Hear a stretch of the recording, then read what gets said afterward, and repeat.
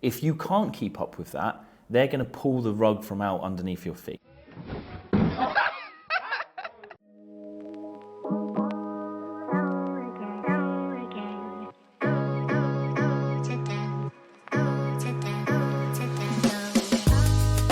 We're going to be talking about building zebras, not unicorns. And I'm going to explain what a zebra is and what a unicorn is in the course of this presentation. Don't worry if that is completely alien language to you. This is a subject that's a massive passion for us here at the Minimal Viable Launch. You'll notice that our logo, if you go onto the Minimal Viable Launch website, is a zebra. We have a giant pink animated zebra on our website. And zebras everywhere, and our strapline is deaf to the unicorn mentality. So I want to dig into why I believe this is a core concept for you as founders of tech businesses, B2B SaaS businesses. Really want to be focusing on the zebra mindset, not the unicorn mindset. So I have a question for you. Are you actually killing your startup? I think many founders are actually in the process of killing their startup stone cold dead. They don't realize it though.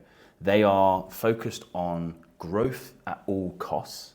They are focused on scaling as fast as they possibly can, and they're using investment and raising money from a VC or an angel investor as the tool to allow them to scale faster. And what I want to say to you is a focus on growth at all costs is actually a cancer that you are starting to build within your business. You don't realize this yet, but that investment that you unlock, that angel investor that you bring on, can be the start of the death of your business if you are not careful about it. A focus on just grow is actually how we kill things. And cancers are just cells in the body that grow despite the needs of the host body that it lives within. It will end up killing the body, but all it wants to do is grow.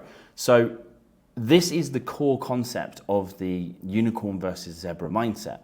Unicorns want growth at all costs, even if that kills the company that is running through this strategy, right? Zebras are focused on much more sustainable growth, growth that benefits the company and the people that they serve. That is the mindset that I want to get you guys thinking about and embodying. What are we going to go through today? We're going to dig into this duality, right? The zebras versus unicorns. We're going to uncover the myth of the unicorn within the startup world. This is something that I hear everyone talking about, raising money from the VC, the hallowed raise. And when I dig into that story with the founders, most of the time I'm thinking, why are we even raising money in the first place? It's not really what you want to be doing. I'm going to tell you how VCs will kill you, and they will kill your company alongside with it in section 3. And then we will dive into what your job as an entrepreneur actually is. Like, what is the point of you running a business? What is your job as an entrepreneur? It's a very specific function within the market. And I think a lot of the times we are focused on activities that are not congruent with your job as an entrepreneur. And if we realigned your focus on the true purpose of being an entrepreneur, you would unlock wild growth for your company, and we could get rid of these pesky investors once and for all. Okay, cool. So let's get into zebras versus unicorns. What the hell is a zebra in the first place? A zebra is this idea that we can create companies which are sustainable, that focus on profit first, focus on building things that people value enough to pay for. We grow at a slower rate, but we reinvest the profits that we earn in innovation, in becoming a more sustainable business, in serving people better, in solving the problem that we are focused on better. And we create a company that is really fun to run, has great work-life balance, people love working within it, has some pretty healthy numbers coming in on the balance sheet, and most important of all, it has profit within the profit and loss statement. It is not focused on growth, it's focused on earning money. It's focused on being a business first, not an investment vehicle. And we can contrast that to the idea of a unicorn. Like I always joke that most people, when they think they're building a unicorn startup, it's just a zebra in disguise. A unicorn is this idea of scaling a company super, super fast, focusing on growth at the cost of all else, and getting to a valuation of $1 billion or above. And $1 billion is a wild, wild amount of money. Most companies, most products do not have the legs in them to become a unicorn. The failure rate on this is like 99.99% of companies, or 99% of companies do not become unicorns. The vast majority of companies don't even have the possibility of becoming unicorn because their market size wouldn't support a valuation at $1 billion or above. And yet, most founders are focused on the unicorn playbook. They're focused on raising money, raising investment, much more than they're focused on creating a product that people value and want to buy. And this confuses the hell out of me because when we dig into the founders' objectives, they say to me often, I would like a 7-figure exit within 5 years. And a 7-figure exit does not require you to get to $1 billion valuation or above. There is a much, much funner route to go through that's going to have you having a much greater chance of success of completing your objectives there. So those are the two mindsets.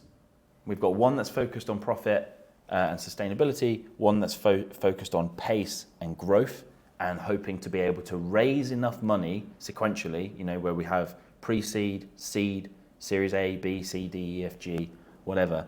You are playing the game of running the treadmill of investment, hoping that you grow enough to unlock the next round of investment. And if you do that, then you are going to get past this threshold of the $1 billion valuation. You're going to get your exit and you get your super yacht and sail off into the sunset. Most founders do not want that though when I dig into it. So what is the myth of the unicorn? Why do I think this is a problematic mindset to embody? Because it is the default position, I think, of most startup founders that are going down this path of raising investment. You are thinking about the $1 billion exit, whether you realize it or not. That is the game. Once you let the VCs take a position within your company, you better be hitting that $1 billion valuation. Otherwise, they will kill your company, as we will talk about later. But why do I call it a myth? Unicorns are mythical creatures. This is why it's named after one, right? It's something that is so incredibly rare that it almost like is thought to not exist. The data shows us, this 99% failure rate of companies failing to reach $1 billion valuation or more.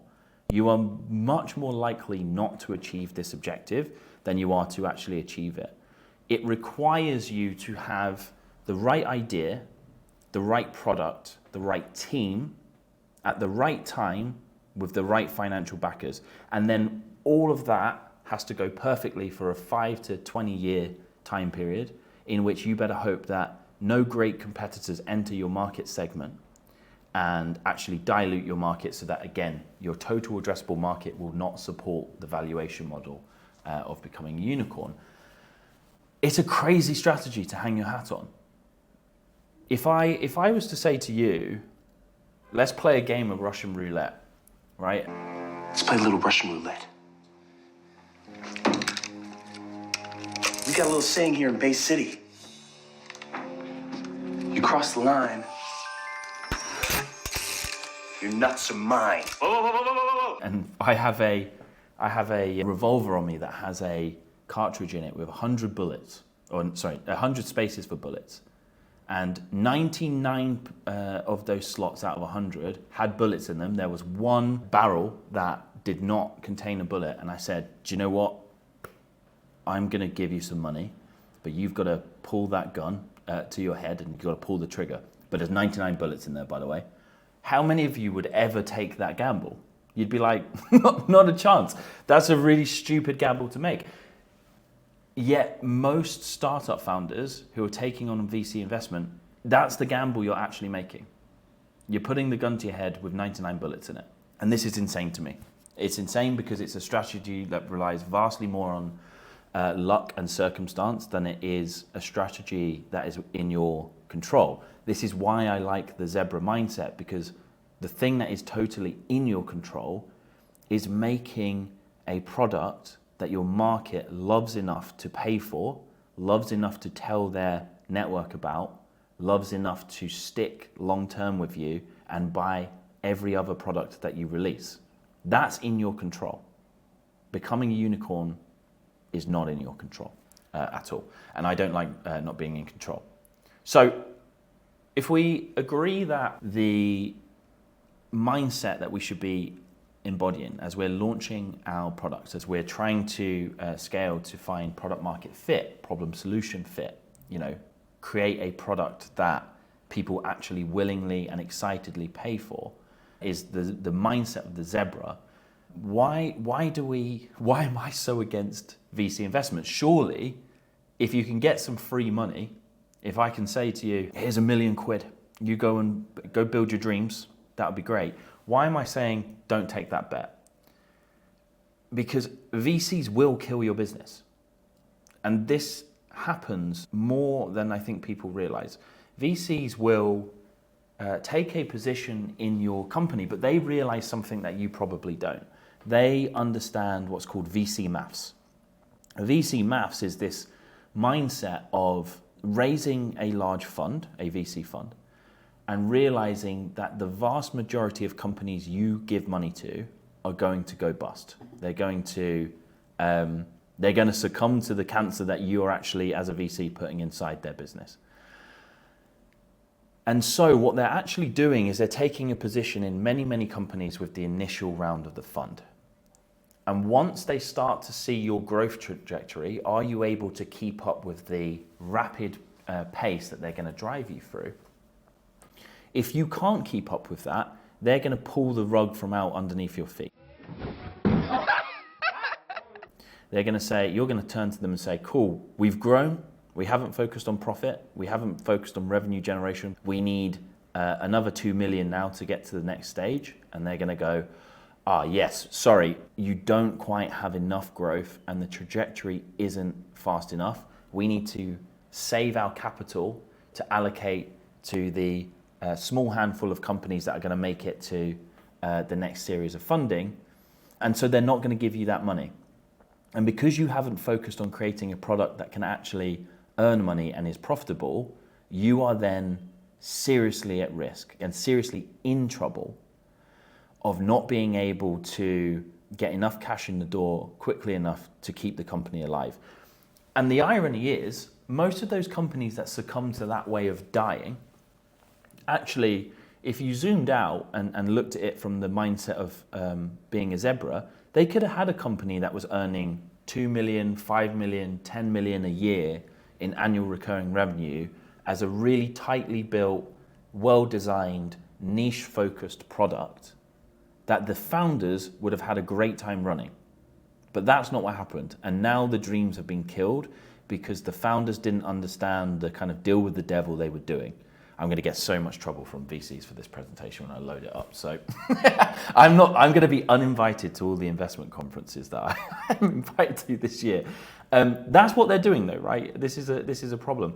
And this guy here, Charlie Munger, one of the OGs, sadly no longer with us, Warren Buffett's right-hand man, he has this saying that I absolutely love because it explains so much in life.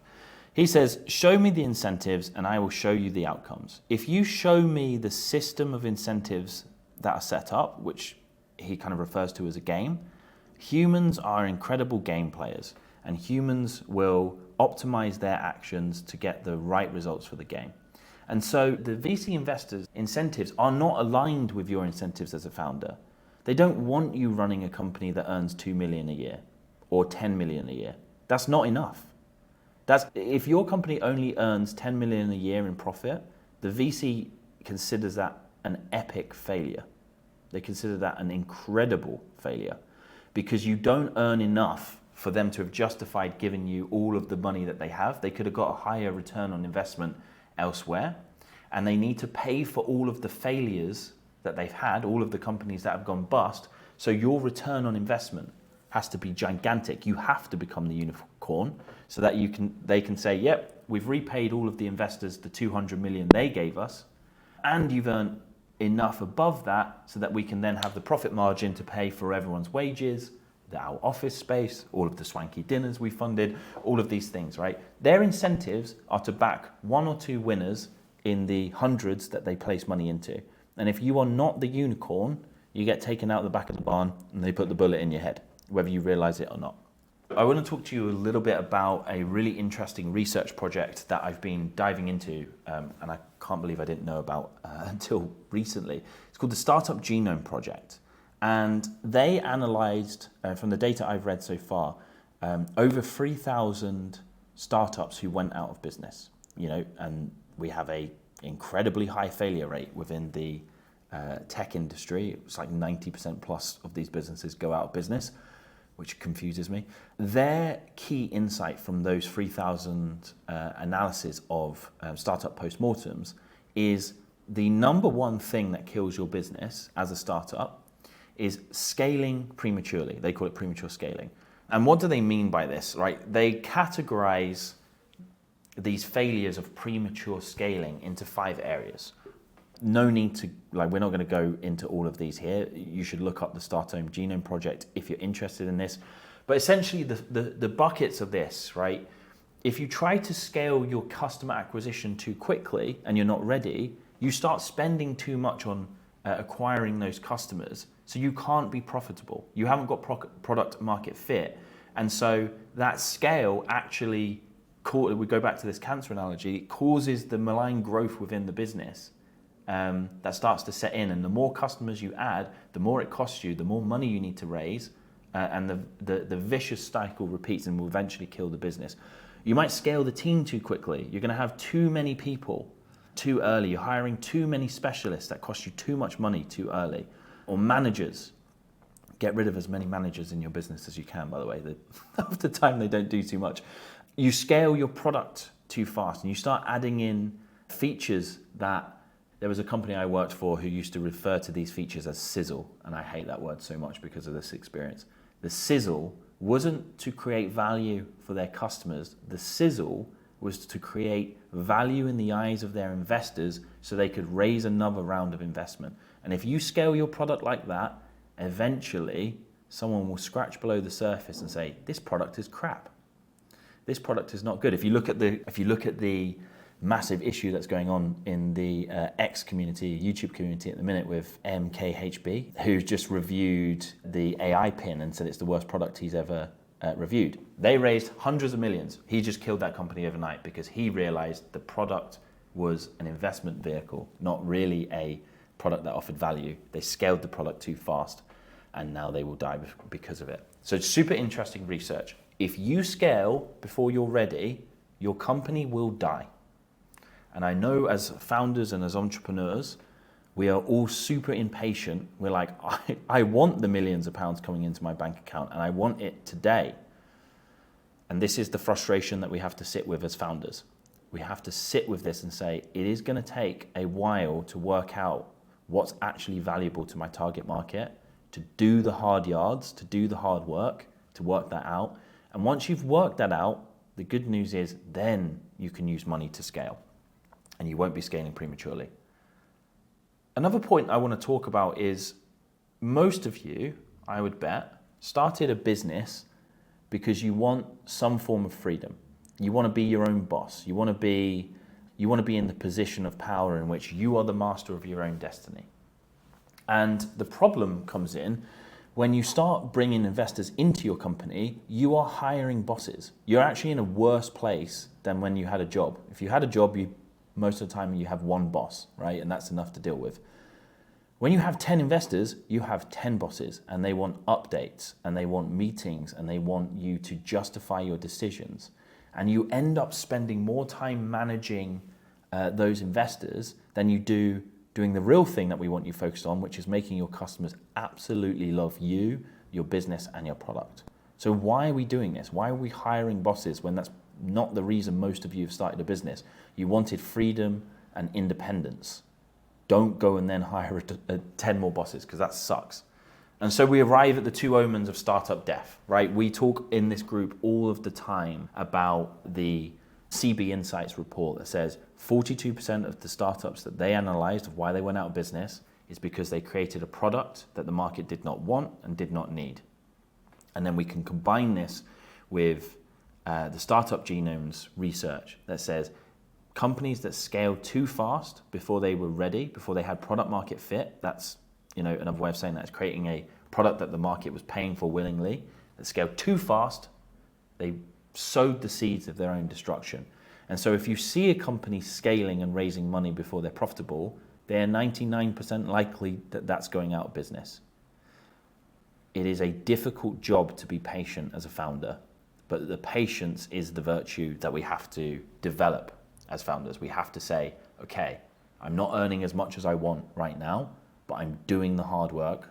I'm doing the trench hours that we talk about all the time. I'm in there, I've got my sleeves rolled up. I'm learning about my customers. I'm learning about what they want and they need.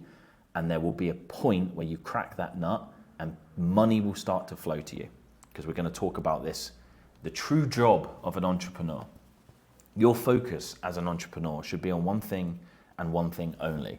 And the vast majority of entrepreneurs are not focused on this. And this is why they are underpaid. They're not earning as much money as they want. They are struggling to get people to return their messages. They get no reaction on their content. And they certainly don't have enough cash flow coming into their business. It's because they're neglecting the true job of an entrepreneur. Your only job as an entrepreneur is to create value. And value is a bit of a fluffy term. So what do I mean by value? Value is this idea that you put something out that solves a problem, that helps people make progress in their lives. We talk about jobs theory all the time in these presentations. Your job as a company is to allow people to improve their lives in some way, shape or form. Now you might be saying to me, what problem does Facebook solve? Facebook solves the problem of social connection, keeping hold of memories. If you're anything like my mum, posting embarrassing birthday photos of you every year, that solves a problem for her because she can now do that at scale. She can get 200 people to look at my baby photos and not just a handful of our family members. These are all problems, right? We just have to frame them in a way of looking at that. Not all problems are just business things that we have to solve. There are many problems and they revolve around health, wealth, relationships, social connection and status, to name a few of them. That is your only job. If you are not doing something that creates value, and hopefully you're doing something that creates value for a lot of people, you're neglecting your core job as an entrepreneur. Your content is only going to resonate on social media when it adds value. Have you ever looked at your own content and looked at it through the lens of, why would I read this? Is it self-indulgent and selfish, or is it teaching a lesson to those people who are slightly behind you? And if it is offering value, it will resonate. And when it resonates, it will get interacted with. And so many people get stuck in this mindset of, the algorithm must be against me. The algorithm is not against you. The algorithm is there to perpetrate content that offers value because that allows people to see more ads on the platform. So if the market is telling you and giving you a big meh, it's because you're not doing your job as an entrepreneur, you're not creating value. I want to talk to you about this OG, Ron Baker, which I think I've mentioned to the group before. There is an incredible book that he has written called Implementing Value Pricing. It is aimed at accountants and people who run accountancy and legal firms. It is a very dense book. It's a fat wedge and it's like an economics textbook. But in that book is gold dust because what Ron Baker is talking about here is this idea of being able to get paid much more readily for the work that you do, for the problems that you solve, if you focus on this true job of the entrepreneur. And he says in that book, the entrepreneur has to create value first, and long after that, then and only then do they get paid. And what does he mean by this? We can represent this in this little graphic here. You have to create value. That value that you create has some monetary value attached to it in the minds of your customers. And your reward for that value creation is you get to capture a smaller percentage of it back as profit. We've talked about this mind game mental model before, where if I was to say to you, hey, I'm going to give you this $10 note, but you're going to give me $150 for it. Every single person in this room would be like, why would I make that trade, Lee? There's no way I'm making that trade. But if I reverse it and say, here's $150, it's going to cost you $10 to get it, and you believe me that this trade is true, you would buy as much of that product as you physically could. You would buy it until I run out of $150. Most of you, when you're not having wild success in your business, haven't yet got to the point where you're creating more value than you're charging for it. And that might be because you're not communicating it well. It might be that you're just slightly wrong about the problem that you're solving and the way in which your market wants you to solve it. There's many factors in that. But if you are not earning a ton of profit, it's because you're not creating enough value. And if we take this back to the mindset of unicorns versus zebras, zebras create vast amounts of value. They capture some of that back as profit, and they reinvest a percentage of that profit back into innovation so they can create more value and scale like that. It is a slower way to grow. It is sometimes and often a frustrating way to grow a business because it requires you to do the job that you're hired to do as an entrepreneur, and that is create value first. And at some point after that, you've got to have faith that you will be paid back for that value creation. So think about this. If your product is currently not printing money, it's because the left side of this chart is too small. And you need to think about, well, what can I do that's valuable? How can I solve the problem better? How can I go the extra mile? How can we become a company that is remarkable in the way that we solve our problem? I also want to talk to you about this idea of, and why I want to encourage you to be a zebra and not a unicorn, and why I want to encourage you to think about value creation and not investment. We can think of the payments our customers make to us as investments in our companies. So many founders spend 9, 12 months working on their pitch decks, getting introduced to investors, convincing these little finance nerds in their gilets that our idea is absolutely incredible. But instead, we should have been focused on getting the investment from our customers, which is to say, every time someone pays me, it is a signal from the market that I'm creating something of value. And if I follow those signals, I should be able to increase the amount people are paying me. I've had some conversations with people in this group this week about their focus, whether they were going for these angel investor conversations, and that's what the objectives should be. We're working on these 90-day traction plans. They're like, should we focus on the investment, or I have some customers over here who are going to pay us $5,000 to $10,000 a pop to use our product as a beta. I was like, why on earth would we focus on the investment? Let's focus on making money and giving you a business, not an investment vehicle. So think of this. Every time someone pays you for what you do, it is an investment by that customer in your business. Think of that as the investment you are seeking, and then just find more and more investors who are going to invest more and more for you. And it boils down to this, like, what are you focused on? Are you focused on earning money in your business, or are you focused on raising money for your business? Because these mindsets are different. Raising money is more about being a great presenter, more about being a great political beast, right? Where you are able to create a narrative, say certain words, and show certain projections that convinces people to join your cause and give you money in the hope that you are right and that they will get a return on their investment. Raising money is all about convincing boardrooms of people who are not your customer that your customer will want what you're saying. Earning is the mindset of going out into the market and saying, I'm going to do something and see if people pay me for it, because I'm going to earn my money. I'm going to earn the right to exist as a company. And instead of convincing these VC investors that you are right, you demonstrate it in your profit and loss statement by the cash flow that comes into your business, by the money you have earned, the money you've earned by the merit of the value you've created. And I want you all to be focused much more on earning money than raising money. And you might say to me, yes, Lee, but that investor's going to give me 500,000, and that's going to mean that we can have 18 months of runway where we don't have to make sales and we can develop our product. That is the biggest risk you can introduce to your business, because you're going to spend 18 months thinking not making money is fine. And when the 18 months is up, you better hope you've solved the problem of making money. Otherwise, you've got to raise another round of investment, and you've got to hope that you grew enough to be worthy of doing that.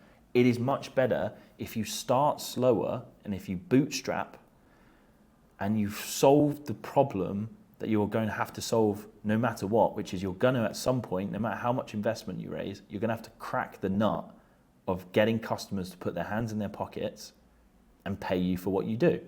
That is the only choice that you have. At some point, the rubber will meet the road, and you better hope people are paying you for what you do. So I think we should celebrate this. We should celebrate your first profitability as a business much more than we celebrate the first raise. Why is it when I go on, like startup news sources or LinkedIn or whatever, there's massive announcements of we've raised 500,000. We've done, we've raised our Series A. That's great. That's absolutely great. Most of those companies go out of business. Most of them have never made a single penny in their life. And I would argue that most of those are vehicles that have been created to attract investment. They are not vehicles that have been created to create value in the market. And I think it's a much harder task to become a profitable company than it is to become a company that can attract investment. If you went into the investment world right now, everyone, the world and its wife, have AI in their product pitches now because it's the zeitgeist, it's the hype. I know if I have an AI startup, it's much easier to raise money. Most of those products will go out of business because they're focused on the technology rather than creating value. And I don't want you there. I want you focused on having cash flow that comes in the business so that you can create long-term value. You can be a visionary in your business and think long-term, not just to the next investment cycle. The pushback I get on this is, yes, but Lee, our product is going to cost so much to launch. We need 500,000 because otherwise we couldn't build something that is good enough to get people to pay us for it. And my argument is, great, I've got a great typo on there as well. The argument is, your brain has incredible abilities to solve problems, but it only solves the problems you're focused on. If you are focused on the problem of raising investment, that is where your incredible breakthroughs that you have in the shower are going to come through. That's where your dreams are going to start percolating around in your head, right? You're going to create the systems and processes in your business to get investor introductions, to iterate on your pitch deck messaging, and all of those things. And none of that has anything to do with becoming a profitable company. If your brain is focused on the real tough nut of creating a product that people will pay for and love, you will find a way to do it. And it's the constraint that will make you creative. I learned this as a UX designer and actually as an illustrator as well. The restrictions that your clients put on you as a designer actually make you more creative. The most awful portfolios I used to get from UX designers would be when people would come back to me and say, oh, I'm a junior UX designer. I have no experience. So what I've done, I've gone and redesigned Spotify. Look how pretty it is. And I would look at that and say, well, yeah, but this is useless work. It looks beautiful, but you've forgotten about the fact that Spotify has adverts in it because the free account actually needs to generate revenue. You've forgotten about the fact that they have this business objective that puts a constraint on the design, et cetera, et cetera. You've forgotten about the fact that technology means you can't do this. And so constraints make you creative. Constraints are good. If you do not have the money to launch your idea and you spent 12 months working on that problem, not the problem of raising investment, you would solve it. You would find a way by hook or by crook to get a product built, launched, and into your customers' hands and have them paying you for it. It's just that you're not focusing your incredible problem-solving abilities on the right problem. So make sure you're focused where it needs to be focused. Okay, hopefully that gives you a bit of a sense of the crusade that we're on as a business as a minimal viable launch. We want you to become a zebra, not a unicorn. We want you to focus on creating things that your customers are paying you for, not forlorn hopes, creating great ideas that raise investment. You're going to push back on me and say, it's not possible though. Like companies that raise VC investment have the ability to become much larger companies. And I'm just going to point you back to an amazing company called Basecamp, who bootstrapped since the 90s a very simple product. They focus on creating features and functionalities that their customers absolutely love and demand, that their customers will pay more money for. They invest their profits back into growth. They have an incredible work culture. I think they only work 4 days a week, and they were almost fully remote as a business long before it was popular. I think like back in 2012, they wrote a book called Remote, maybe 2013. They have no investors. They've never taken on investment. Oh, that's a lie. They took on a slight initial bit of investment, which they gave back to the investor because they decided they didn't like the strings that it came attached with. They have no bosses. They are able to make really great visionary and experimental choices with their companies. They don't have to justify that to anyone.